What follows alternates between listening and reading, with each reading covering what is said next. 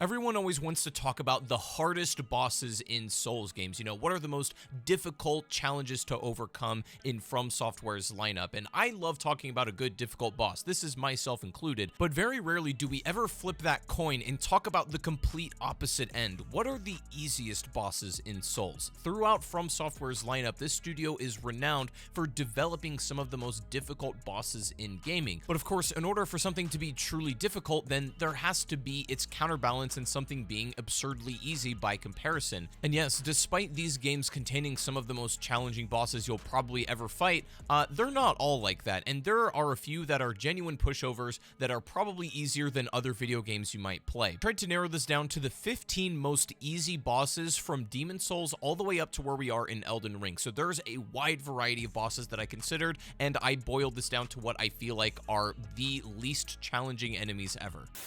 Hello lads, I want just to tell you real quick to cancel your weekend plans if you've got them, because I've got something much better for you to do. The New World Aeternum beta has just come out, and being an ARPG enjoyer myself, a certified one if you will, there's absolutely no way I'm missing this. Right now you can download the game for free this weekend on PC, Xbox, and PlayStation. This is a thrilling new ARPG with engaging and skill-based dynamic real-time combat, and that's music to my ears. That's like my favorite stuff. You can forge your own path through this beautiful and dangerous world with all sorts of weapon types, swords and guns, and even magic sorceries, allowing for all types of play styles to battle with. Not to mention, it's completely ready for solo play or co-op to enjoy with your friends. Not only is the world incredibly intricate and detailed, but there's all kinds of rewards for you to discover, and you can make your own character look and play exactly how you want, and you're not locked into a specific class. New World Aeternum is really all about freedom and how you want to enjoy the game, and it's also filled to the brim with quests and hidden secrets to uncover for yourself. But for me, the character customization is key.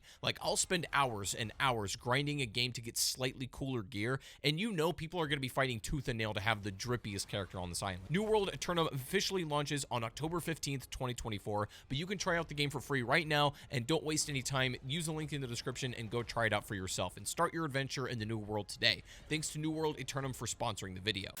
Coming in at number 15 is The Last Giant from Dark Souls 2, and while I was thinking about this list, I realized that Dark Souls 2 has some of the easiest bosses ever. Like, just the whole lineup. There are a couple that I would consider to be genuinely difficult, but by and large, most of the bosses are insanely easy if you think about it. I could make this entire list just Dark Souls 2 bosses, but I won't, but I could is the point, and The Last Giant is one of the easiest bosses you will fight in Dark Souls 2. It's also one of the first bosses you'll encounter, which I suppose makes sense, but also, I mean, regardless, this boss is an absolute pushover. All he has are really a handful of moves that either slam the ground with his hands or just stomp with his legs, and they don't have really like any big AoEs or anything, so if you just walk 2 inches from the boss when he's slamming his foot down, you're going to be completely safe. He's got a couple of sweeping attacks with his arm that can certainly catch you a little bit off guard, but really, I don't think you should have any trouble with this boss at all, unless this is your first ever Souls boss that you've ever played against. Maybe it'll take you by surprise just a bit, but really, nobody playing The Last Giant for the first time should ever have much of an issue, even with the most basic starter weapons in the game. Not only that, but The Last Giant also has huge punish windows. He'll just stand there and let you hit him for free damage.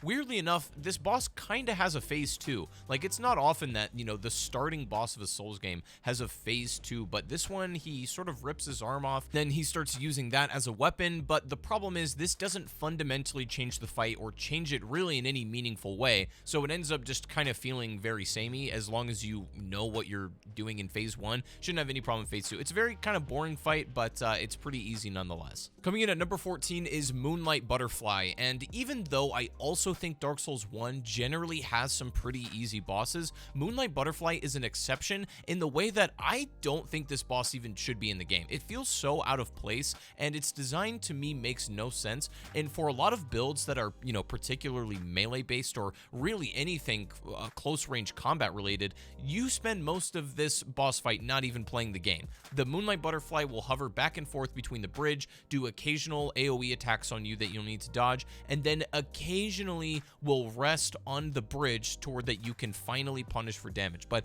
it's so boring when you're just waiting for this. Like, you can, you know, you can turn on a Netflix show, you can watch a YouTube video, you can take a nap before this thing lands. Like, you can do so much. It's just not a very fun or engaging fight, and it's also insanely easy, I would say, too. 2. Coming in at number 13 is the Tibia Mariner from Elden Ring. Now, this is a field boss, and it has a couple of unique appearances, all of them being slightly different. Like, there's one in Limgrave, there's one in Liurnia, I believe there's also one in the Consecrated Snowfield, there's one in Altus, obviously. Like, there's a couple different versions of the Tibia Mariner that you can fight, and they can all summon something slightly different, but really, the big thing at the end of the day is that this boss has like 2 moves, and they're all super slow and super weak. The only thing stopping you from completely running over this boss, the only wild card that it has, after taking a certain amount of damage, it will teleport away to a slightly different location in the arena. It'll teleport maybe like 20-30 feet away, but honestly not very far, and then you can continue to beat it up. If it didn't have this teleporting mechanic, honestly the summoning's fine. Like, it can bring the undead in and make the fight a little bit more ganky, but that's not even the problem. It's just the teleporting is the only safeguard in place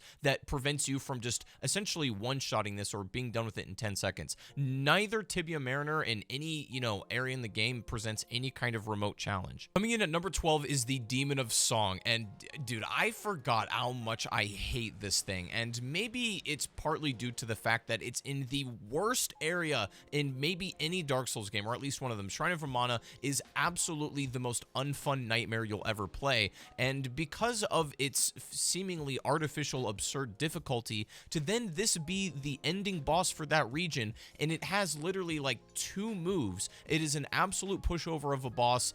It looks kind of dumb, and it also has this thing where it can like hide inside its skin, making it completely invulnerable to damage. So it just slows the fight down for no reason, and then it just continues. Like, it just doesn't make any sense. I hate this boss so much, but it's also a pushover, so it's very easy. Coming in at number 11 are the Living Failures from Bloodborne, and given their name, it should be no surprise that they're on this list, but the only thing even somewhat challenging about this fight is the fact that you can stack like 6 or 7 of these enemies at once. It can become incredibly ganky, but they don't have a ton of health individually, so you're probably going to be farming them out most of the fight, meaning you'll at least keep it somewhat trimmed. It's very unlikely that there's going to be the maximum amount spawned in at any given time, and even if there is, they're not that dangerous. These things are a complete joke. The only kind of scary move they have is they can all summon this giant like meteor attack into the arena, and all you need to do is hide behind the tree in order to avoid that. But otherwise, just the actual enemies themselves are just a complete joke. Like, they make no sense. But I mean, it's a fun fight, I guess, or whatever. It's very ganky, but it's not a challenge at all. And also, the OST is something that people talk about all the time, like the music in the fight. It's like Star Wars music or something. It's kind of crazy, but this is an interesting fight nonetheless. Is it hard? For sure not. Is it one of the easiest in Souls? 100%. Coming in at number 10 are Deacons of the Deep from Dark Souls 3, and I would say this is probably the easiest boss in that game just because of the fact that there's not a whole lot to pick from. To be honest, like, Dark Souls 3 doesn't have the most amount of bosses, and I would honestly say a lot of them are very solid. They're good bosses, and a lot of them are pretty challenging as well. And even though I actually like the Deacons of the Deep fight, I just find it kind of fun for different reasons. It's no secret that this is one of the easier fights in the game. It's basically a game of keep away, and you got to deal damage to like the center thing that all of the other ganks are sort of covering, but otherwise it's a pretty damn easy fight. There is like an insta kill move that you need to be careful about if they are able to charge up this thing, which is the only somewhat scary threat in this fight, but otherwise not exactly much of a challenge. I feel like nearly everybody is just gonna one and done this thing, and you won't even think twice about it. It's definitely one of those fights in Dark Souls 3 where they let off the gas quite significantly. It's kind of just meant for you to be able to beat this one first try, in my opinion, so not too bad at all. Coming in at number 9 is Celestial Emissary from Bloodborne, and when I think about it, it's pretty much just the same damn thing as Deacons, but they behave maybe a little differently. These things are actually a lot more aggressive. They'll come after you this time, and really, instead of like playing keep away, there's just one that will typically hang in the back. That's the actual one you need to damage, and then once you get it to, I don't know, around half health, it will become like a giant one, and that can be pretty fun to fight against. Not that it's a threat or anything. Honestly, its bigger size is a lot more intimidating, just visually than it is mechanically. This is a very easy pushover boss, and even with the massive amount of enemies chasing you this entire time, nothing presents any kind of real threat. It's kind of silly how the Bloodborne has has some of the most challenging bosses in gaming, like especially if you in the DLC, and then you have this just being an absolute meme. Celestial Emissary, I feel like, is undeniably one of the easiest bosses in Souls, but it's kind of a fun fight to play, like, despite all of that. Coming in at number 8 is High Lord Wolnir, probably the only other Dark Souls 3 boss that I'm a little bit disappointed in, because otherwise I think it has a fantastic lineup. This is not one of those things. The only thing you're actually fighting in this battle is not really the boss, the High Lord himself. You're fighting his pit stains and his pit sweat, because that will kill you, and then you want to destroy his drip. Like, all swag he has on his wrist, you're not actually fighting him. You just need to break his bracelets, and avoiding very highly telegraphed attacks, and then smacking these big glowing things that, you know, are the only thing you'd want to do in this fight. Technically, he can summon other enemies to fight you, but they're such a non-threat that it doesn't even feel like a challenge at all. Coming in at number 7, I wasn't even sure if I wanted to include these because they're so odd and different. These are the folding screen monkeys from Sekiro, but I realized that I wasn't going to be able to include any other Sekiro boss because a lot of those are genuinely challenging, and this one, however, is not. You could say this is just more or less a puzzle boss, and sure, I think that's fair enough. You basically have to eliminate 4 monkeys that all have a different attribute, and they're based on like an actual proverb, and you know, there's context clues on how to beat all of these, but if you know the route and you even just use your brain somewhat here, these shouldn't be really challenging whatsoever, and you're not actually at any real threat of getting taken out by this boss. It's more just figuring out how to do it is the challenge. So, you know, the enemy itself is what you might call one of the easiest bosses ever in Souls, and I feel like this certainly had to be on the list as at least an anomaly, because Sekiro has some of the hardest bosses ever that nothing else would even remotely be on this list. Coming in at number 6 are the Skeleton Lords from Dark Souls 2. I feel like, you know, FromSoftware in the development of DS2, they were basically making regular enemies, and they said, oh, we could make this a boss fight if we just copy paste a few of them and then slap a health bar on it. That's all they've done. They have a couple of like skeleton, you know, bigger enemies that will summon a whole bunch of ganks. So essentially you have a group of enemies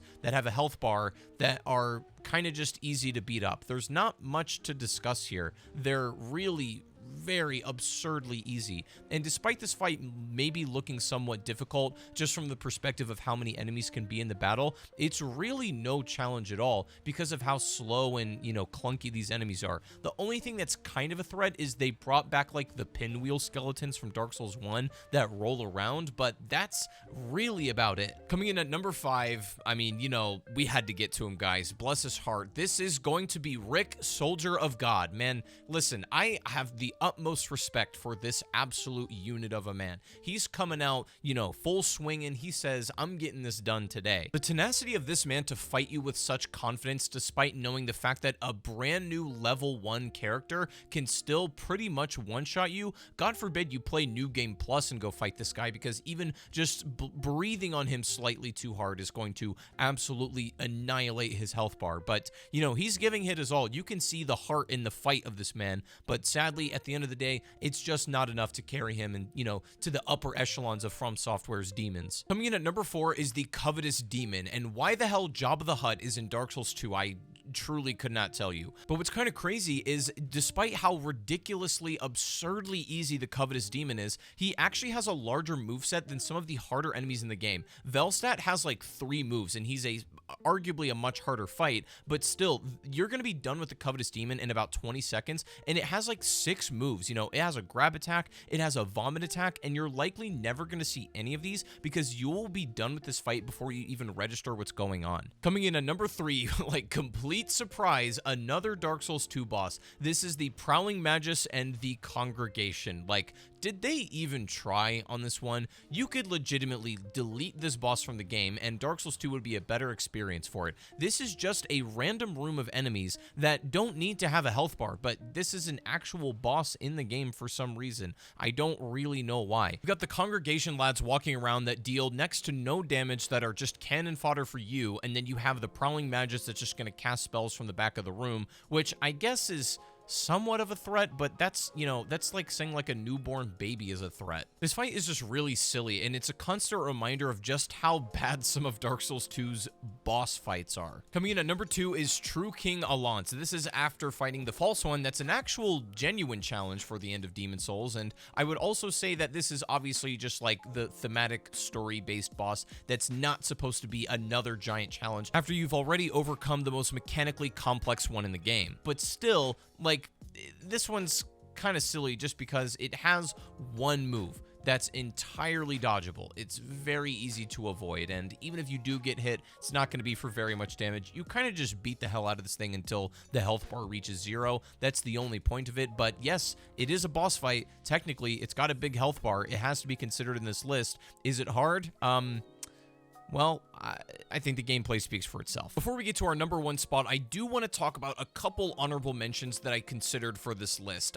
This one is Aldia, Scholar of the First Sin. This is the optional final story boss that you can do by getting a certain ending of Dark Souls 2 Scholar of the First Sin. This is who you encounter, you know, throughout the game quite a lot, and this fight is very similar to like how a lot of these thematic bosses work, where he kind of just sits there and lets you beat him up. He doesn't really have anything going on. He has very easily telegraphed moves. Obviously, if you get hit by some of these, you're probably going to die because they can be pretty strong, but they're not hard to avoid at all. You just beat this thing up, and it's kind of a joke. For my other honorable mention, this might be kind of a hot take. This might be a crazy thing to say, but I'm going to say Gwyn, Lord of Cinder, only for the sole reason that, yes, you can absolutely cheese the ever-living hell out of him by simply parrying, but look, even if you don't parry, he's still not very difficult on his own. His moves are pretty easily dodgeable, you know, once you get the timing, and also they don't deal a whole lot of damage either. You could argue that Gwyn is pathetic and weak for lore reasons and stuff.